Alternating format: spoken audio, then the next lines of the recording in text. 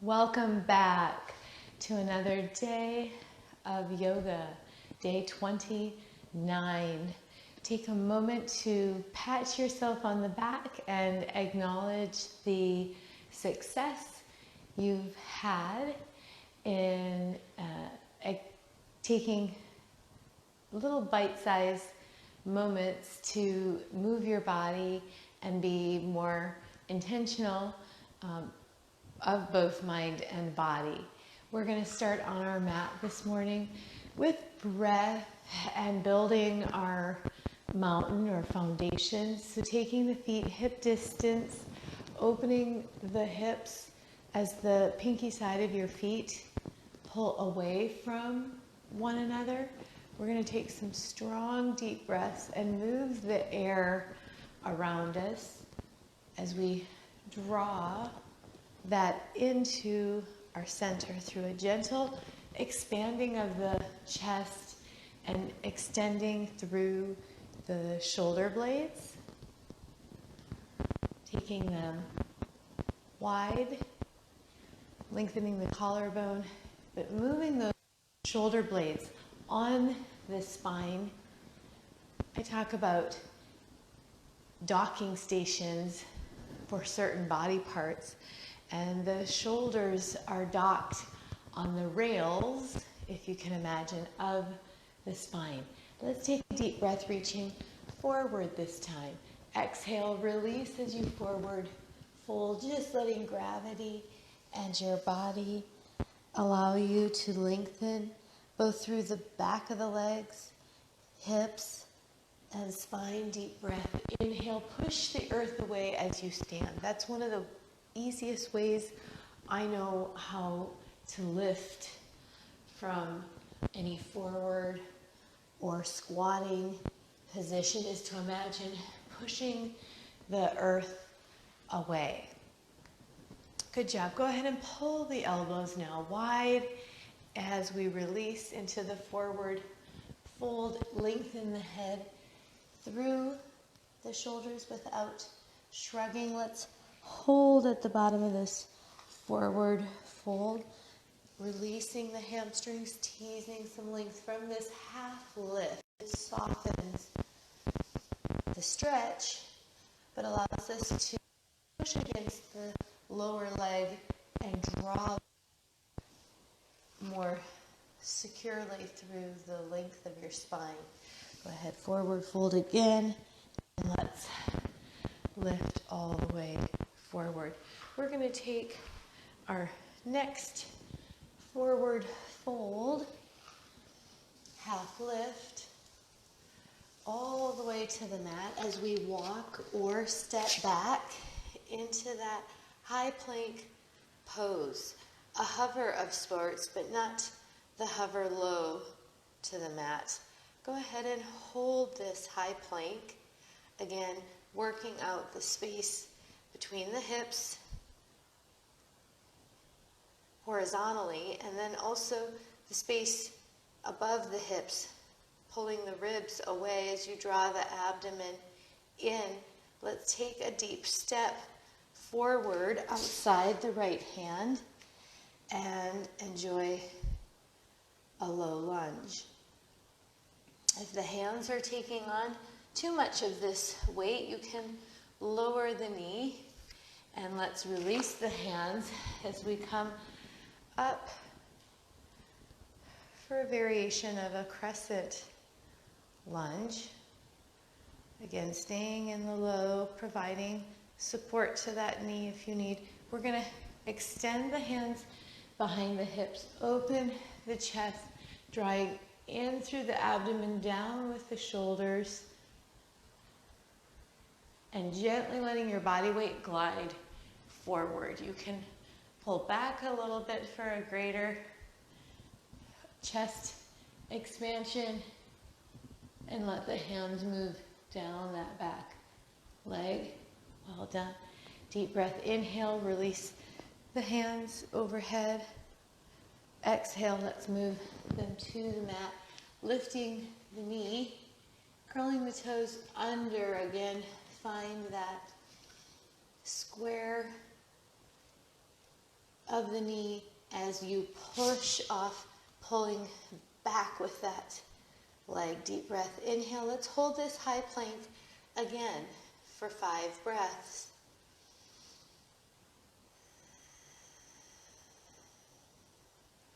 Starting from your feet, imagine pushing the earth away. Wring out the muscles of your legs, pulling the kneecaps towards your hips. Abdomen and glutes bind or wrap around the spine, low spine. Inhale and prepare to push the floor away and step the opposite foot forward, creating again a strong structure through the scaffolding, opening those hands wide and creating a little air pocket under your palm, pushing off the grips of your fingers, much like a tree frog. Again, keeping that head length secured by what I like to call the abs of your upper back. These muscles are responsible for supporting the head, the neck. The more stable you are, the more mobile you can be. Well done. Let's push back into that plank. And I'm going to bring that foot back forward so that we can release the knee on this side. I rushed you, and there is never a need to strive or rush through poses or your practice. I guess if you're looking for a more vigorous cardiovascular response, cardio in the morning. Deep breath, inhale, release the arms, extend the hands behind your back if you're able.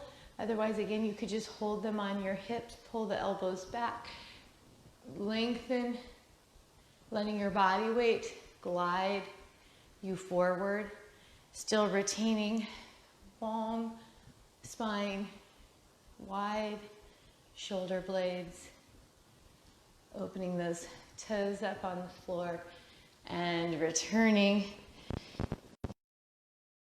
Hands on the mat, curl the toe under. Let's pull the foot back and lower both knees, releasing the feet and back. Well done, into that child's pose. Most inviting. Letting the head relax between the arms. If you're not able to set your head on the mat, create a pedestal, if you will, or both hands flat, whatever, both hands stacked, whatever the case may be. This again is you taking these suggested poses and making them your own. Well done.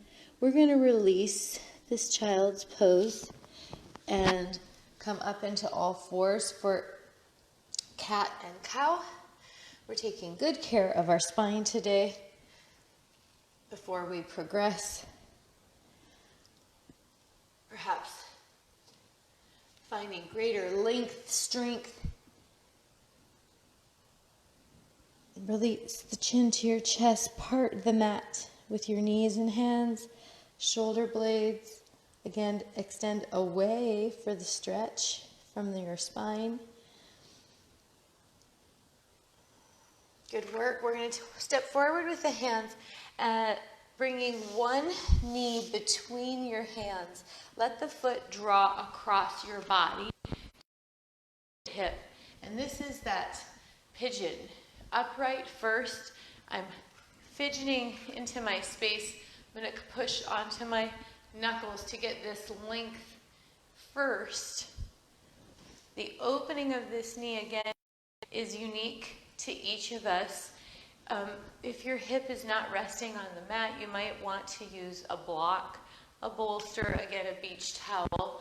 You will find length comes and the hips settle in. Let's fold over the front leg, moving into a forearm, kind of cobra-like posture. Pull the shoulders down, extend the head. You can also stack your hands. And for this variation, the extended arms are going to go to the corner of the mat. And you'll see exactly how it changes the stretch across the hip. Move to center and walk to the other corner.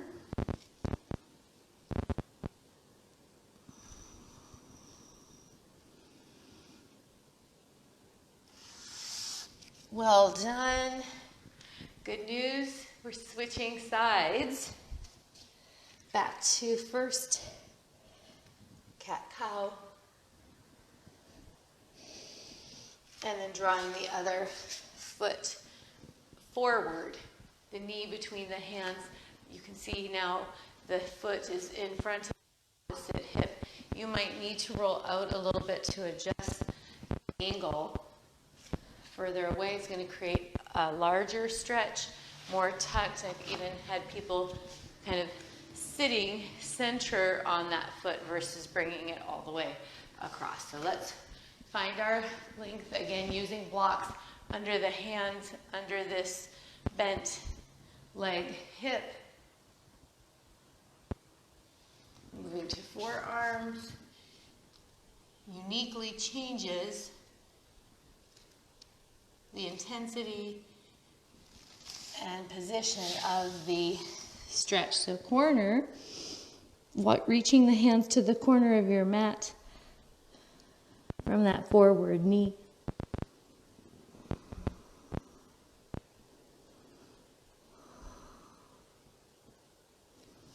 Lifting, walking your hand to center. You might never leave the forearms. So if you're on your forearms, you're just walking to that opposite corner. If you can lengthen, fantastic, but most of us are very happy in whatever stretch we can conjure. The squaring off of the hips and shoulders is ideal. So again, as we gain pliability, we will work in that direction. Well done, everybody. Let's come all the way into high plank. You weren't expecting that, I bet. Go ahead and square off the shoulders and hips. We're going to walk or jump the feet in to center, bending your knees to accommodate. Let's land in that forward fold. Take the deep breath. Inhale and release. We're going to come to prayer position. Let's step back into a straight leg now for triangle. So I'm going to rotate my chest, release my arms for the stack of my shoulders and hips, trying to create length first, and then the opening for this triangle stretch. Using the back of my hand to stabilize, brace my body, connect to something so I'm not just floating. Now again, I can let that hand move up and down the leg according to my flexibility.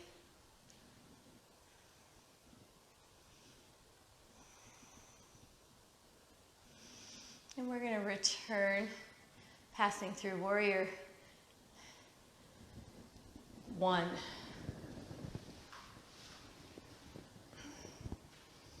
Turning our gaze over the forward leg. Softening head, neck, shoulders, drawing in through the abdomen. Again, creating on one hand a stiffness, but also a softness. Using your breath to soften the poses. Warrior two rotates the shoulder and hip. You can find that depth according to your flexibility. We're going to move into side angle by pressing the forearm into the thigh and reaching overhead again for a tremendous side body stretch from my pinky finger to the pinky toe. If you should go into the low, make sure you're not just sitting in your knee and hip, that you're floating just above it so all the soft tissue is on. Working, connecting to support. Let's pull back into triangle, and this time we're going to take a rotation for that reverse, that little spinal twist, bringing the hand to the outside of the leg, rotating the hip, finding length. Again, before we can ever conceive twisting, we need to find length, pull our abdomen in. Big stretches you're noticing through the back of the hip. Well done. And this, we're going to take all the way to the mat, moving into high plank. This time we will take a lower hover, so either by setting your knees down first or remaining tall, we fold again into that chaturanga, release the feet. Let's pull the hands under the shoulders and take that upward facing dog for a moment as we then release into what's called locust. I called it Superman. Notice I set myself down, immediately turning on my glutes, softening the feet. Whatever lifts, lifts. Maybe nothing will. It is all very good. And you may need to do that in kind of individual portion or repetition. See if you can lift again, drawing the shoulders down the spine from the rails, squeezing that number 2 pencil between the shoulder blades without shrugging. Find your full expression, whatever that might be, and then exhale, release. We're going to push all the way up and through, curling the toes in. Let's come into a downward facing dog as we transition to repeating that warrior sequence on the other side. First downward facing dog, so you may be feeling those calves and hamstrings in a new and deeper way than just the forward fold. Deep breath, inhale. Let's create some light by expanding our chest, allowing our breath to warm the airways, finding length.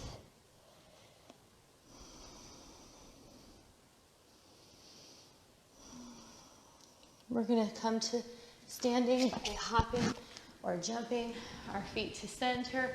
I'm going to come to center with you. Reconnect in this way. Let's exhale, circle the arms to heart center, and find a tree pose. So we're going to insert a balance opportunity. It's all opportunities, right? Our whole day is filled with what I like to call opportunities. Sometimes in the form of a challenge, sometimes in the form of a surprise, pleasant. Spread those toes out, engage with the earth. Look how I started from toe to ankle. Again, you can work that leg up according to your flexibility. There are going to be tap downs, weebles, wobbles. You've seen me imperfectly move through. And then if you want that full expression as you push the foot into the thigh and the thigh into the foot to avoid that slipping. Lift, deep breath, inhale. Well done. Exhale. Go ahead and return to your mountain and kind of knead your mat with the feet, knowing that we're going to repeat that to the other side. So bringing the base leg to center, finding that prayer center, again, kind of squeezing along what's called the midline of the body, drawing the foot. You got it. So making these connections to brace, physical. We can't be, I guess, halfway committed. Is that a thing? Halfway committed? I'm sure there's a better description. Deep breath, inhale, find that center. Again, you can manually, most of us need to move that foot into whatever expression of this tree. You can leave the hand there to support it. Come upright again.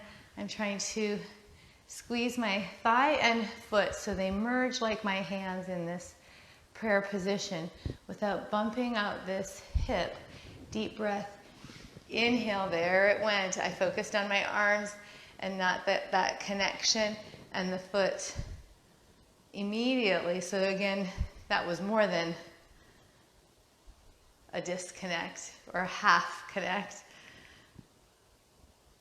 But that is the multitasking often required. So by just taking the time to move, it's all practice. And that's why we call it a yoga practice. Great job, everybody. Deep breath and release. Find your center. We're going to, again, open up into triangle first. So taking our foot position, straight leg, open the stack of your shoulders. Taking that gaze.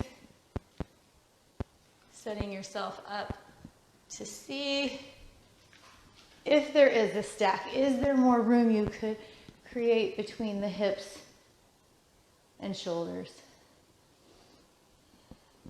Warrior one, bending and stepping, front foot perhaps wider to accommodate the length.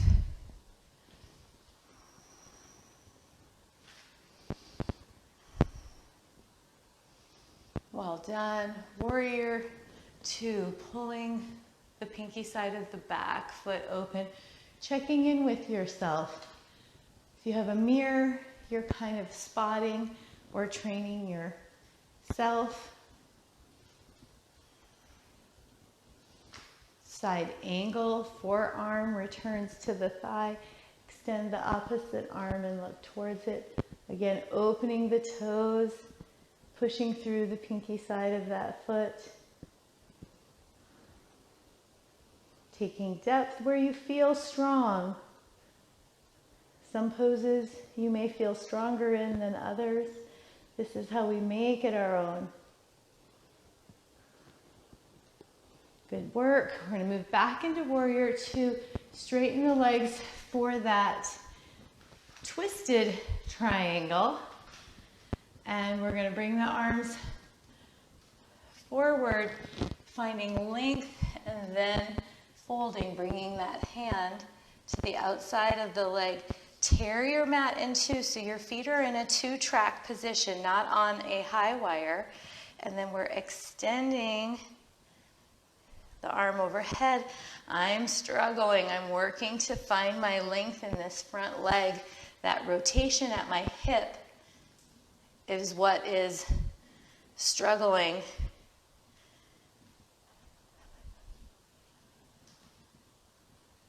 Well done. Take a breath.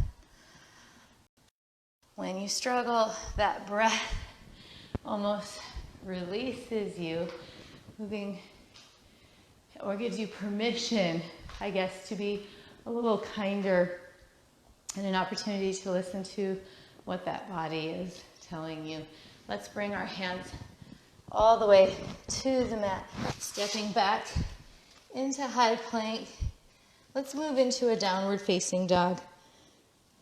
It's nice to get a second opportunity to check in with the back of the legs, remembering you can pedal the feet.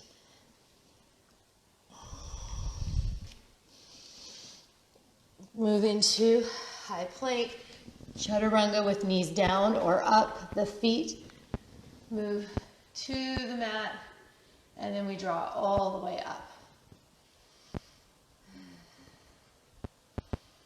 Collarbone, head, neck, shoulders melt. Really strong foundation through the wrists. This again is where blocks can be really helpful. And we know we want to do it. Let's take the child's pose. Hips. Child's, and really give yourself an opportunity to release both the mind, the focus of being present on the mat. Here you can really take a rest within the practice and release both any mental tension you might be retaining.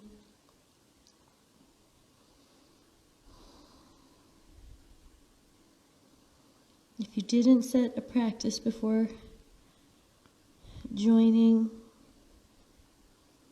let's do that as we transition.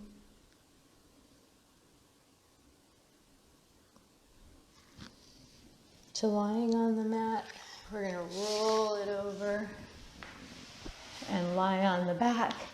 Hands within arm's distance. We're going to pull the shoulders into the mat. Let's take 5 bridges. Lifting and lowering the hips. Remembering your block is always a lovely addition. Sometimes just the pressure elevated on the block of the sacrum feels really good, and then you can just keep turning that block and getting almost a little negative or hyper extension across the hips.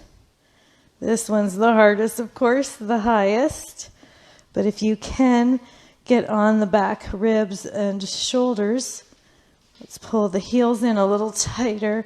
And then from here, just lift lower, kind of pulse, and let's hold the lift of our extension without compromising that low back. So again, the hands are very handy. If you shouldn't have that block, you can pull the elbows in under and press the hips up manually and create that space. We're going to let the knees windshield wipe right and left.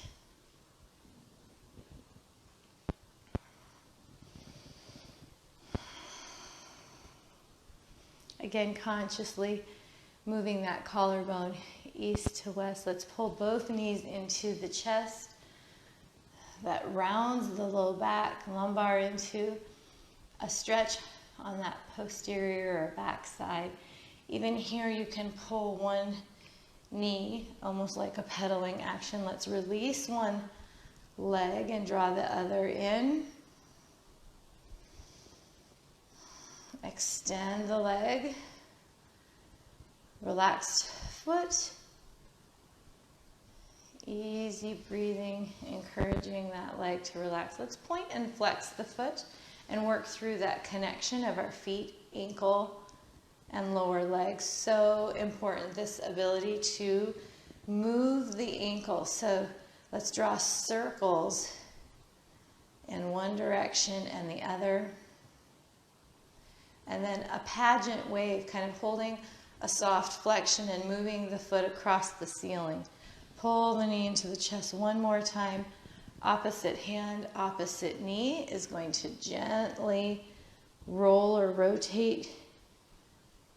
Roll and rotate the spine. You can bring your opposite arm into a cactus or fully extend and look towards it for an increased stretch to your chest. The hip obviously lifts, but we do try to keep the shoulders imprinting on the mat. Deep breath, inhale into the chest, and let's bring that second knee for a reset and kind of circle the knees over the chest. There's a side to side movement. Well done. Resetting and then releasing the opposite leg. Long.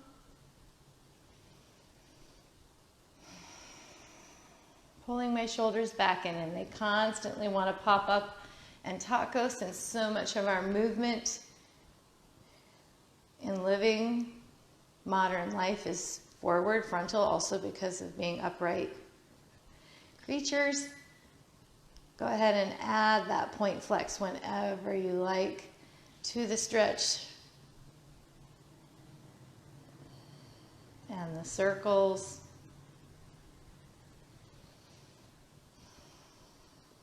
This portion alone can be done seated. The foot portion I'm referring to, and then that pageant wave side to side. It's amazing how it checks in as well with how much stress we hold. Again, to constantly remember to put my shoulders back on the mat. We're going to draw the knee in, opposite hand moves to the outside of that bent leg as you rotate or roll the hips, which creates the rotation of the spine. Then cactus arm or long arm and extend your gaze in the opposite direction of this knee. Even here we can draw and find length, and you'll get a greater rotation into the middle spine, which is one of our least flexible areas. Our low back more easily moves through the three planes. Our spinal, thoracic, cervical spine, excuse me. Well done. Let's pull both knees in.